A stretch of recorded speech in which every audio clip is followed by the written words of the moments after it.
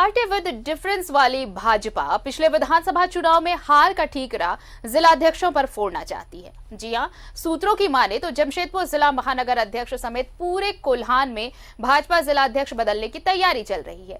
जमशेदपुर में रघुवर दास के चहेते गुंजन यादव को जिलाध्यक्ष बनाने की तैयारी की चर्चा जोरों पर है।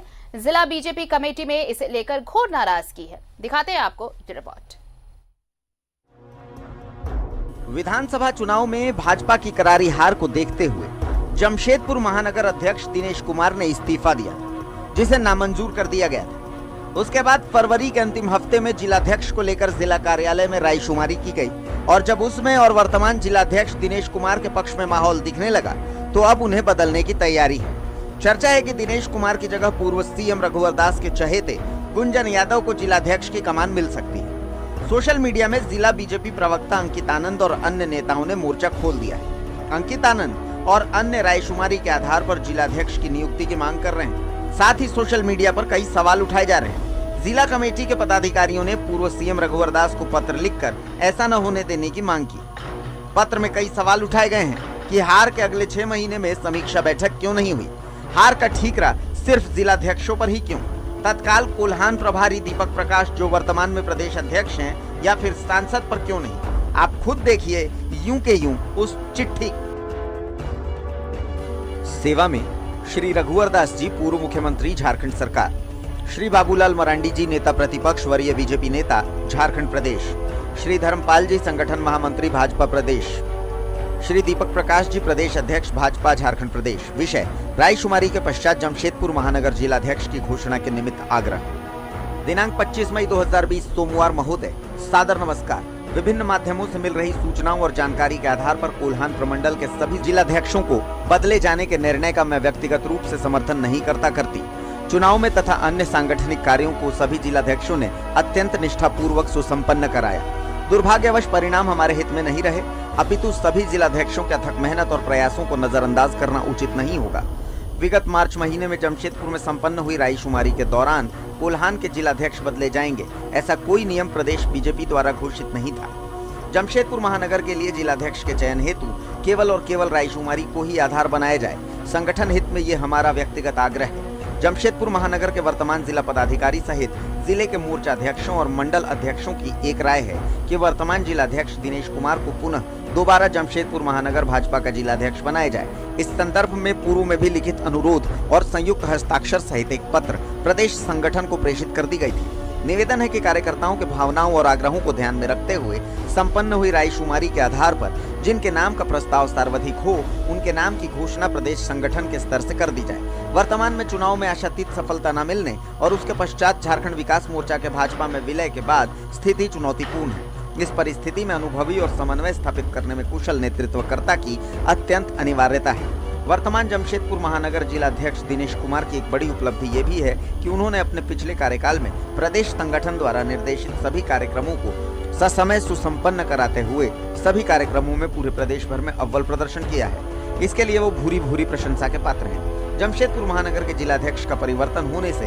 हजारों की संख्या में युवा कार्यकर्ता सहित झाविमो से बीजेपी में आए कार्यकर्ता भी हतोत्साहित होंगे। सभी की मूल भावना है कि पुनः श्री दिनेश कुमार को एक अवसर प्रदान किया जाए। ये भी उल्लेखनीय है कि विधानसभा चुनाव के परिणाम के लिए जिलाध्यक्ष को जिम्मेदार मानते हुए परिवर्तित कर देना अविवेकपूर्ण निर्णय है। विधानसभा चुनावों के लिए प्रदेश संगठन के निर्देश पर विधानसभा स्तर पर कोर समिति सक्रिय थी। इसके अतिरिक्त सभी उम्मीदवार प्रत्याशी अपनी स्वेच्छा से कोर कमेटी के गठन और संचालन कर रहे थे। ऐसे में पुनः जिलाध्यक्ष को एक अवसर प्रदान किया जाना पार्टी कार्यकर्ताओं की भावना और निवेदन है। कृपया हमारे आग्रहों पर प्राथमिकता सहित संज्ञान लेते हुए कृपया श्री दिनेश कुमार को पुनः जमशेदपुर महानगर का जिलाध्यक्ष घोषित करने की कृपा करें। विश्वास भाजन। लॉकडाउन में जिला भाजपा कार्यालय में भले ही तालाबंदी हो गई है, लेकिन अगर राजनीतिक तूफान की बात करें तो राजनीतिक उबाल जोरों पर है और वहां कोई तालाबंदी नहीं हुई है। तालाबंदी से पहले यानी लॉकडाउन से पहले जहां बीजेपी जिलाध्यक्ष को लेकर रायशुमारी को लेकर बैठक हुई थी और ये लगभग तय माना जा रहा था कि दिनेश कुमार ही फिर से जिलाध्यक्ष बनेंगे, वहीं अब पूर्व सीएम रघुवर दास के चहेतों के नाम आने से राजनीतिक उबाल चरम पर है। अब इन चहेतों का नाम ला करके बड़े बड़े नेता क्या दिखाना चाहते हैं ये तो आने वाला वक्त बताएगा, लेकिन इन नामों के आने से जिला भाजपा में जरूर उबाल चरम पर है और कार्यकर्ता बहुत नाराज हैं और सोशल मीडिया में तूफान मचा हुआ है। कैमरा पर्सन अनवर के साथ अन्नी अमृता, न्यूज़ 11 जमशेदपुर। और इस वक्त भी हमारे साथ मौजूद हैं अन्नी अमृता जमशेदपुर से। सीधे चलते हैं उनके पास। अन्नी, देखिए, ये रिपोर्ट काफी कुछ कह रही है। किस तरह से जिन्होंने चुनाव के दौरान जो कमिटमेंट था उसे पूरे निष्ठा के साथ निभाया, जितने भी कार्यक्रम थे सभी समय से पूरे किए गए और पूरी ईमानदारी के साथ पूरे किए गए। लेकिन अब जब जिला कमेटी में बनाने की बात आई है, जिम्मेदारी सौंपने की बात आई है, तो अब नए नाम सामने आ रहे हैं और खासकर जो नाम है वो रघुवर दास के चहेते का नाम सामने आ रहा है। तो ऐसे में एक विरोध का स्वर तो उठ रहा है, यानी कि अब ठीकरा फोड़ा जा रहा है नई कमेटी बनाने से पहले। बिल्कुल आरती, और आप देख रही हैं कि जो आमतौर पर अनुशासित मानी जाने वाली पार्टी की जो नेता है कितना सोशल मीडिया पर मुखर हो रहे हैं। भले ही इलेक्ट्रॉनिक मीडिया को या प्रिंट मीडिया को कोई आधिकारिक बयान नहीं दे रहा है आरती, लेकिन जो सोशल मीडिया पर जिला भाजपा प्रवक्ता अंकित आनंद, जो मंडल अध्यक्ष, जो आईटी सेल से जुड़े भाजपा के नेता हैं, वो सारे लोग जिस तरह से सोशल मीडिया में बार बार ये कह रहे हैं कि रायशुमारी के आधार पर जिलाध्यक्ष का चुनाव होना चाहिए, जो तय था लॉकडाउन से पहले। आरती, लॉकडाउन से पहले 25 फरवरी के आसपास रायशुमारी हुई थी। जिला भाजपा कार्यालय में प्रदेश कार्य समिति के बड़े नेता पहुंचे थे और उस वक्त ये तय हो गया था कि जो रायशुमारी है वो जो वर्तमान जिलाध्यक्ष है दिनेश कुमार के पक्ष में है, और उसके बाद ये तय माना गया था कि दिनेश कुमार की वापसी होगी, वो दोबारा जिलाध्यक्ष बनेंगे। वो भी रघुवर दास के चहेते रहे हैं, ऐसा नहीं है कि वो उनके चहेते नहीं रहे हैं। उसके बाद लॉकडाउन हो जाता है आरती, उसके बाद सारी चीजें स्थगित हो जाती हैं। अब इधर जो है कुछ समय से ये बात चर्चे में आ रही थी, चूंकि रघुवर दास जी की हार हो गई है और पार्टी उनको उनके वजूद को कायम रखते हुए उनके ऊपर जिलाध्यक्ष का भार छोड़ दिया है कि जिलाध्यक्ष आप तय करें। जैसे कि सूत्रों से सूचना है आरती, तो गुंजन यादव जो उनके चहेते माने जाते हैं सालों से, उनके नाम की चर्चा शुरू हो गई और अगर उनको लेकर ज्यादा विरोध होगा तो जो दूसरा नाम है आरती वो है मिथिलेश यादव। लेकिन गुंजन यादव को लेकर इसलिए ज्यादा विरोध है क्योंकि आमतौर पे दो गुटों में बटी भाजपा, मुंडा गुट और रघुवर गुट। रघुवर दास जी के एरिया में जो उनका गुट है उसमें भी कई प्रकार के गुट हैं आरती।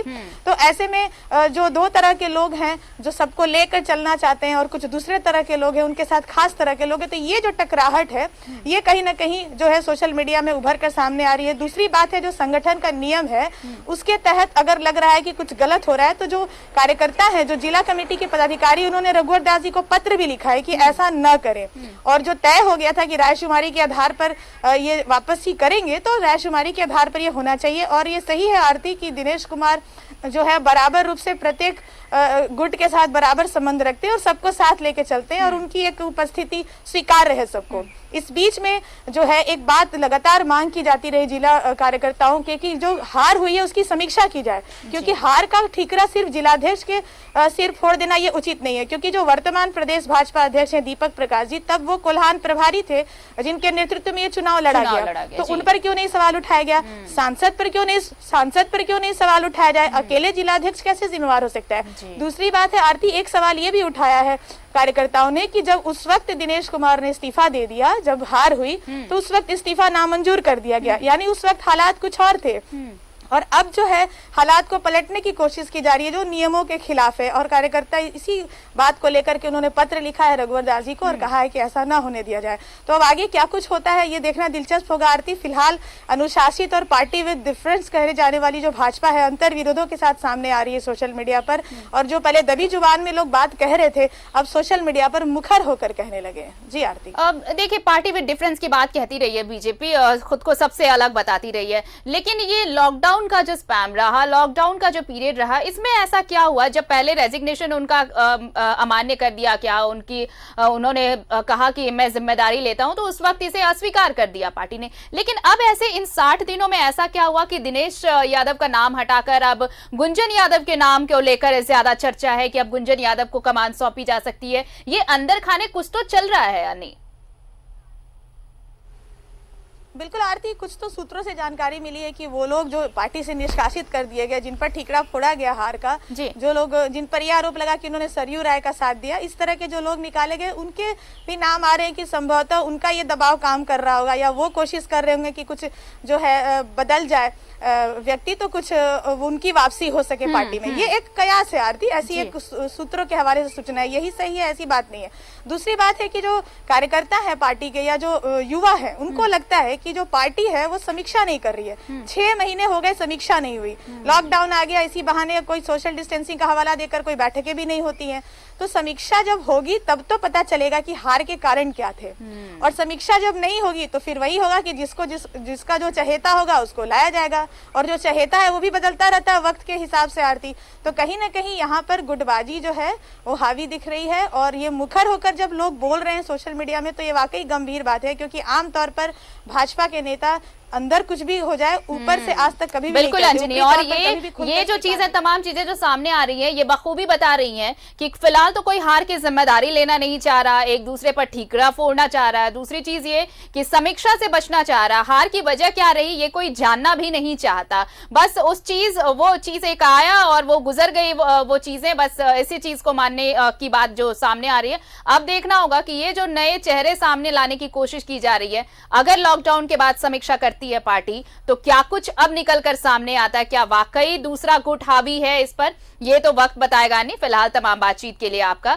शुक्रिया। तो चुनाव में हार का ठीकरा जिला अध्यक्षों पर, पहले जब लॉकडाउन नहीं था तो लॉकडाउन से पहले जिस नाम पर सहमति बनी थी, रायशुमारी हुई थी, अब उस नाम को दरकिनार करने की कोशिश की जा रही है। और अब ये देखना होगा कि बीजेपी इस हार की समीक्षा के लिए कब फैसला लेती है, कब ये समीक्षा होती है, और कब ये जो नया नाम सामने आ रहा है गुंजन यादव का, जो रघुवर दास के करीबी भी बताए जा रहे हैं, क्या इस नाम पर मुहर लगती है बतौर जिलाध्यक्ष।